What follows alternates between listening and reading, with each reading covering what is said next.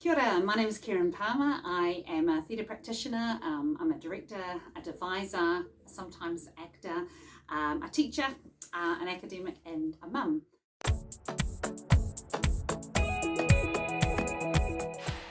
I've been making theatre now, or directing theatre, for over 25 years. And I sort of came into directing. I thought I wanted to be an actor, and then I realised I was a better director than an actor. And I enjoyed the process of directing much more, the research and the making process. So I really concentrated on directing. Like all theatre practitioners in New Zealand, I've had a huge array of projects that have made up my career so far. I tend to go with anything that really sparks my interest, which has meant that I've done a huge array of things, from giant site-specific, site-generic pieces to small pieces in tiny country halls for children, to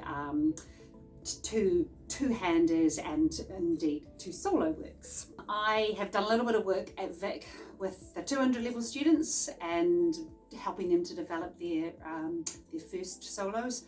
I also run a devising summer laboratory on which students can choose to do anything they like, and many do choose to do a solo. The two full-length solos that I've done have been Jan Bolwell's Bill Massey's Tourists and Nicola Pauling's She Danced on a Friday, which were part of TAHI last year.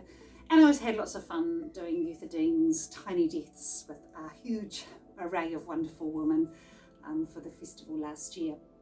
So I thought for this little discussion I would talk a little bit about my devising process, because in many ways it's a process that can be developed in any devising room, or used in any devising room, from big scale production, solo works. And then I'm going to talk about directing and the sort of why I see there's a real value in having a director alongside a solo performer or writer. And I'm hopefully I'll give you a few tips if you were embarking on a solo work, or thinking about hiring a director or getting a director, or indeed directing it yourself. So when I embark on a devising project, whether it's a huge project with 25 people in it or a solo work, I tend to follow a really similar process to that Tom and Holly from Two Productions outlined in their TAHI Mahi. If you haven't seen that, it's actually a really, really clear discussion on process. And they talk about using the 4 pillars, which is form, content, process, and purpose, and their 5 stages of devising. I also use 5 stages of devising. I kind of borrowed them from Jessica Swale, who's a UK director, deviser, playwright. I found this book for $15 on Book Depository has been really useful in terms of it outlines the stages of the process, as well as lots and lots of games and improvisational sort of things that you can do to help at each stage of the process. For me, the process, I use this loosely, and it's basically preparation, which is team building, getting a group together, generating material, so just research and grabbing all the material you can, exploring that material in detail, which quite often means lots of improvisation, distilling, which I think is a really key one, and I think this is where a director really, really comes in. Distilling is quite often that stage in the devising process where everybody's tired, everyone's a bit grumpy and sick of each other. There's a whole lot of stuff that needs to be thrown out. Someone has to make the hard calls on that, and quite often that becomes the director. And then your final stage is your presentation stage. I will also work with a group to make sure that there's an equal awareness of both form and content. Sometimes you'll find that a group or a solo artist will be really, really clear on their form, or really, really clear on their content, and I will really encourage people to get an equal balance of that. The other thing that I think is really useful to think about when you're devising is this alternative process that I quite like. This is awesome, I am awesome. This is shit, I am shit. This is awesome, I am awesome. And I think it's a really good thing to remember, because devising process quite often isn't written about, in particular that this is shit, I am shit bit. And I think it's just really valuable to remember that everything does go through that phase. There is definitely a phase in every single devising process that I've ever done where you hit this and you think this is never going to be ready. This is really a big pile of poo. And what you've got to remember is that that's part of the process. And I always find that really valuable to kind of use this as a little bit of a mantra in my process. With both the solo shows, the full-length solo shows that I directed, Bill Massey's and She Danced on a Friday, I was approached by the playwright, and in both cases it was the playwright performer. I believe that a director in a solo performance work is really, really important. Not everyone does, but for me, obviously being a director, I do think it's really important. Quite often solo works are autobiographical or are very personal stories or are very much told from one person's perspective. So I think what a director does is they really add another perspective, another eye. In some ways, they're in the place of the audience. They're sort of going, well, this is what this looks like. This might be what you think you're saying, but actually what I'm hearing is this. So I think there's a huge amount of value in having a director alongside you. Solo artists are often very, very invested in their work. So I think it's important that as a director, you need to be invested in it as well. So finding the right match between a solo performer and a director is crucial.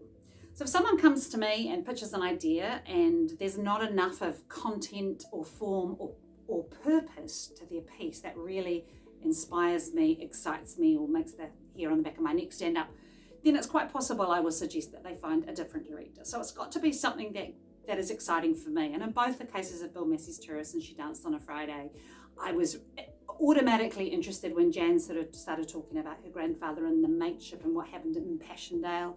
And as soon as Nicola started to tell her family connection to the Marjorie Hopegood story, I was instantly engaged and knew that these projects were ones that I would be invested in some way. So finding the right match is really, really important. Be sure it's a solo work. Now it might sound silly, but initially with Jan's piece, I said, this is not a solo work, this is not a solo work. I think there needs to be three people in this. And Jan was very good. She said to me, no, Kerryn, this is a solo work. I want it to be a solo work. So I had to go away and think about whether I wanted to make it. And what I realised was that actually this was the first solo work that I'd made, like a full-length solo work, and that I was a little bit afraid of that process. And I was a little bit afraid, and what I needed to do was trust my performer and trust my artist that it was indeed a solo work and that we could make this work. So that was a really big learning curve for me. But sometimes it's not a solo work. Sometimes it might be told better, or the story might be told better as a three-hander or a two-hander. And I think that's a discussion you can have early on in the process. Be sure it's a theatre piece. So this is something else that I always ask. What is it about this piece that makes it not a radio play? And I think that's something I always check in with. Okay, where's the theatricality? Is this actually a theatre piece? Or is it a podcast? Is it a documentary? Should it be a film? All those things happen in those really early stages. Make sure you have time. So really set a working process. So for example, She Danced on a Friday. Nicola was really keen to get it done by a certain date. I was like, oh, I just don't think I have full capacity. I said, I have about this much time, but what if we bring in another director? So we brought in Sally, so that there's two of us working on it, so solving problems in that way, but really make you sure that you have enough time and you articulate the process that you're going to go through. So figure out how you're going to work together. All right, this is really important. In both these cases, they were actors and they were playwrights, but they were also producers. So they also hired me as a director. So we had to sort out things like remuneration and how we were going to work together and the time it was going to take at the beginning. You don't want that sort of stuff to really muddy the actual making or directing or devising process. So figure out how you're going to work together, communicate. What's really good for me is when I can say to someone, oh, I don't know if that's really working, and we can have an open conversation about that, but I know that they're going to stand true. They're not just going to go, oh, Kerryn, I'm just going to do what you say because you're the director. I know that there's going to be some sort of conversation in there, and I find that really, really valuable. Know when to let things go. I mean, ultimately, it is the solo performer's work, and they are up there performing it, but be clear about what you think, and that's all about how you set up that relationship in the beginning. It can be quite an intense relationship. It's all about trust. So that is again why that relationship and the formation of that relationship at the beginning is really, really essential. So find the right match. Make sure it's a solo work. Be sure it's a theatre work. make sure you have time to develop this together, okay? Really invest some time. Slow brewing is something that I found is increasingly important in my work, really taking time rather than just whacking out a piece in a couple of months. Figure out your process. For Jan and I, that meant we would rehearse really intensely in my house, trying to avoid the cat and the dog that would sit in the sun where Jan wanted to dance. And then Jan would go away and really work it on her own, and then she'd come back to me and I'd distill it and refine it.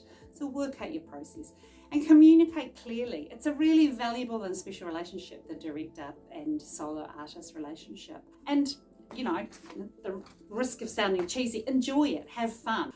I think it's super important, and I wish you all the best for your solo endeavours.